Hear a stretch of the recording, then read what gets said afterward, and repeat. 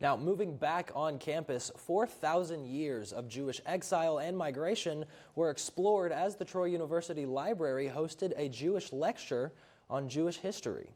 CEO of the Anne Frank Center USA, Dr. Lauren Barnson-Father, discussed the migration of Jews around the world, the devastation of the Holocaust, as well as Jewish identity. Many students there say they came because they were interested in learning about their own Jewish heritage. Dr. Barons-Father hopes that education on Jewish history will combat anti-Semitism. We see anti-Semitism on the rise all around us, and part of the reason is that people don't know anything about Jews. The more people know about Jews, the better our chances are of stopping this wave of anti-Semitism that is a threat to Jews, but really is a threat to everyone.